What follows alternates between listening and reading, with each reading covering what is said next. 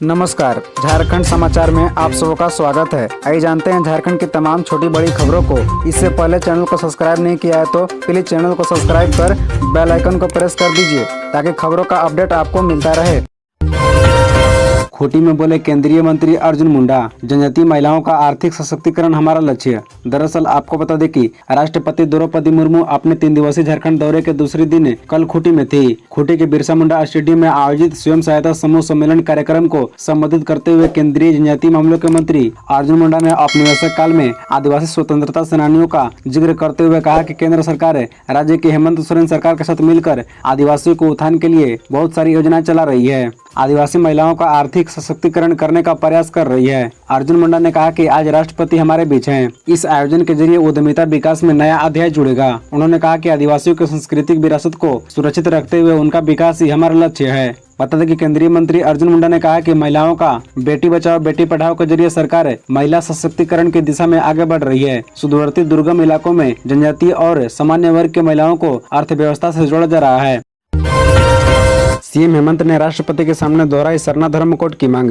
दरअसल खूंटी में आयोजित स्वयं सहायता समूह की दीदियों के सम्मेलन में राष्ट्रपति द्रौपदी मुर्मू की उपस्थिति में झारखंड के मुख्यमंत्री हेमंत सोरेन ने फिर से सरना धर्म कोड की मांग दोहराई। साथ ही मुख्यमंत्री ने यह भी कहा कि कुडुख और मुंडारी भाषा को संविधान की 8वीं अनुसूची में शामिल कराया जाए। मुख्यमंत्री ने कहा कि यहाँ जनजातीय मामलों के मंत्री अर्जुन मुंडा और देश के सर्वोच्च पद पर बैठी एक आदिवासी महिला राष्ट्रपति द्रौपदी मुर्मू मौजूद है। मैंने सरना धर्म कोड संबंधित विधेयक केंद्र के पास भेजा है, उसे मंजूरी दिलाएं।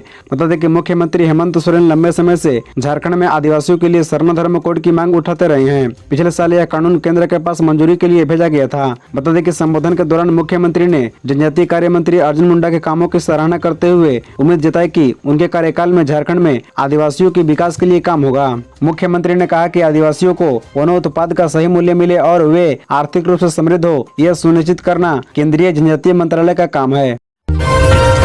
आदिवासी समाज में जन्म लेना बुराई नहीं, मैं इसका उदाहरण हूँ, बोली राष्ट्रपति द्रौपदी मुर्मू। दरअसल खूंटी में आयोजित स्वयं सहायता समूह महिला सम्मेलन में जोहार से अपने संबोधन की शुरुआत करते हुए राष्ट्रपति द्रौपदी मुर्मू ने कहा कि आदिवासी समाज में पैदा होना कोई बुराई नहीं है, मैं इसका उदाहरण हूँ। राष्ट्रपति ने कहा कि मैं ओडिशा की हूँ लेकिन खून झारखंड का है। मेरी दादी मंत्री जभा मांझी के गाँव की थी। जब छोटी थी तो मेरी दादी मुझे 5 किलोमीटर दूर महुआ चुनने ले जाती थी। जब खाना नहीं मिलता तो हम लोग महुआ उबाल कर खाते थे, तब उसका और इस्तेमाल पता था, लेकिन उसी महुए से केक सहित कई उत्पाद बन रहे हैं। उन्होंने कहा कि अब महिलाएं केवल धान की खेती पर निर्भर नहीं। उन्होंने कहा कि राष्ट्रपति बनने के बाद मैं कई राज्यों में घूमी हूँ, महिलाओं से मिलती हूँ। उन्होंने कहा कि झारखंड के आदिवासी परिवार बाकी राज्यों के मुकाबले सशक्त है। उन्होंने कहा कि आदिवासी अब प्रगति पथ पर है और मैं इस बात से काफी खुश हूँ। बता दें कि मुख्यमंत्री के संबोधन का जिक्र करते हुए राष्ट्रपति द्रौपदी मुर्मू ने कहा कि आदिवासी समाज को जितनी प्रगति करनी चाहिए थी शायद उतना नहीं हुआ, इसलिए हेमंत सोरेन दुखी थे, लेकिन मैं खुश हूँ।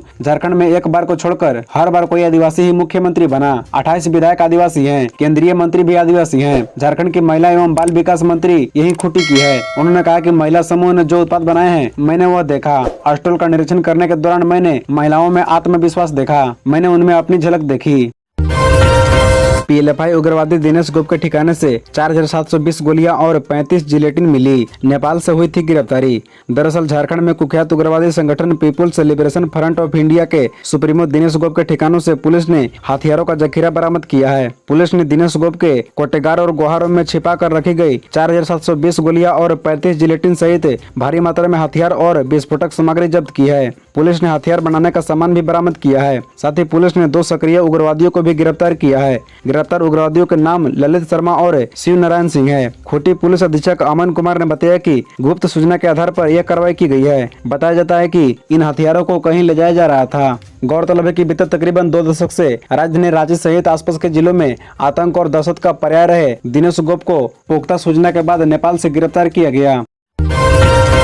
जमीन घोटाला मामले में कर्मचारी भानु प्रताप पर दर्ज होगी प्राथमिकी, हेमंत सोरेन सरकार ने दिया आदेश। दरअसल आपको बता दें कि जमीन घोटाले मामले में ईडी की जद आए रांची के बड़काई अंचल कार्यालय के कर्मचारी भानु प्रताप के खिलाफ झारखंड सरकार ने प्राथमिकी दर्ज करने का आदेश दिया है। इससे संबंधित आदेश उपायुक्त को भेज दिया गया है। ईडी द्वारा पीएमएलए की धारा 66(2) के तहत झांसा की गई सूचनाओं के आलोक में सरकार ने यह फैसला किया है। उल्लेखनीय है कि ईडी ने 13 अप्रैल को रांची के पूर्व उपायुक्त छवि रंजन, बड़गाई के अंचल अधिकारी और कर्मचारी भानु प्रताप सहित जमीन के कारोबार से जुड़े अन्य लोगों को ठिकाने पर छापा मारा था। छापेमारी के दौरान कर्मचारी भानु प्रताप के घर से बड़गाई अंचल की जमीन से संबंधित कुल 17 महत्वपूर्ण दस्तावेज, डायरी के अलावा नगद 3 लाख रुपए जब्त किए गए थे। डायरी में जमीन के नाम के एवज में लिए गए पैसे देने वाले लोगों का नाम व पता दर्ज है। जमीन से संबंधित दस्तावेज की जांच में भी कई तरह की गड़बड़ी पाई गई। राष्ट्रपति द्रौपदी मुर्मू ने दी उपाधियां। 10 पदक विजेताओं में 8 लड़कियां शामिल। इनके सम्मान में राष्ट्रपति ने बजवाई तालियां। दरअसल IIIT रांची के दूसरे दीक्षांत समारोह में शामिल मुख्य अतिथि राष्ट्रपति द्रौपदी मुर्मू ने पदक विजेता छात्राओं के लिए तालियां बजवाई। उन्होंने अपने संबोधन की शुरुआत करते हुए कहा कि पदक विजेता 10 स्टूडेंट में 8 लड़कियां शामिल है। लड़कियों ने बता दिया कि वे कम नहीं है, इसलिए उनके सम्मान में ताली होनी चाहिए। उन्होंने कहा कि पदक विजेताओं की संख्या में छात्राओं की संख्या अधिक होना इस संस्थान में छात्राओं की संख्या बढ़ाएगी। उन्होंने कहा कि मैं सभी 119 विद्यार्थियों को बधाई देती हूँ। कुल विद्यार्थियों में छात्राओं की संख्या कम है पर विजेता में अधिक है। मैं कहूँगी कि यह उपलब्धि है। इसे देखकर छात्राएं यहाँ एडमिशन लें। छात्राएं हर दिशा में परचम लहरा सकती है। यहाँ की छात्राओं की संख्या बढ़े यह कामना भी करता हूँ। यह संस्थान आने वाले समय में रिसर्च हब के रूप में परचम लहराएगा। झारखंड में एनआरसी जरूरी, बीजेपी नेता ने उठाई मांग। दरअसल झारखंड में बीजेपी विधायक दल के नेता सह प्रथम मुख्यमंत्री बाबूलाल मरांडी ने प्रदेश में एनआरसी की जरूरत बताई है। बांग्लादेशी घुसपैठ पर हाईकोर्ट में जारी सुनवाई के बीच बाबूलाल मरांडी ने यह बात कही है। बाबूलाल मरांडी ने दावा किया है कि बांग्लादेश से घुसपैठ करने वाले नागरिकों को पहले संताल परगना के विभिन्न मदरसों में ठहराया जाता है। बाबूलाल मरांडी ने यह बात हाईकोर्ट में बांग्लादेशी घुसपैठ पर याचिका दाखिल करने वाले याचिकाकर्ता के हवाले से यह दावा किया है। गौरतलब है कि हाल ही में झारखंड हाईकोर्ट ने केंद्रीय गृह मंत्रालय और राज्य की हेमंत सोरेन सरकार से पूछा था कि क्या उन्हें झारखंड में बांग्लादेशी घुसपैठ की जानकारी है, यदि घुसपैठ हो रहा है तो आपने क्या कदम उठाए हैं। गौरतलब है कि भारतीय जनता पार्टी हमेशा से संताल परगना में बांग्लादेशी घुसपैठ की बात कर रही है, लेकिन सरकार इससे इनकार करती है।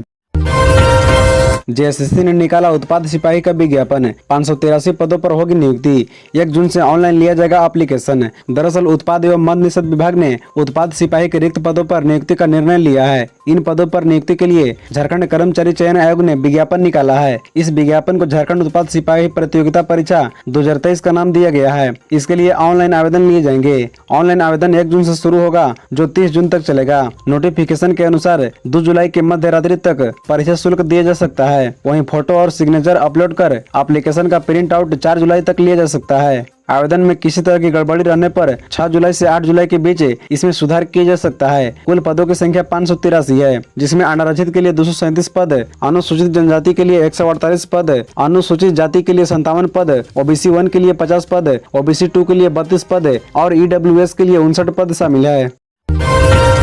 उत्कृष्ट विद्यालय के लिए 41,000 बच्चों ने भरा फॉर्म। 11,986 सीट की तुलना में 345% अधिक आवेदन। 25 मई तक ही थी अंतिम तिथि। दरअसल राज्य सरकार द्वारा शुरू किए गए 80 उत्कृष्ट विद्यालयों नामांकन के लिए 41,330 आवेदन आए हैं। कुल सीट 11,986 की तुलना में 345% अधिक है। 25 मई तक आवेदन जमा करने की अंतिम तिथि निर्धारित थी। कम समय में ज्यादा से ज्यादा बच्चों ने स्कूल में पढ़ने की इच्छा व्यक्त की है। बता दें कि नामांकन के लिए चयन परीक्षा का आयोजन 30 मई को होगा। 7 जून को मेरिट लिस्ट का प्रकाशन और 12 जून तक मेरिट लिस्ट के अनुरूप स्टूडेंट्स का नामांकन किया जाएगा।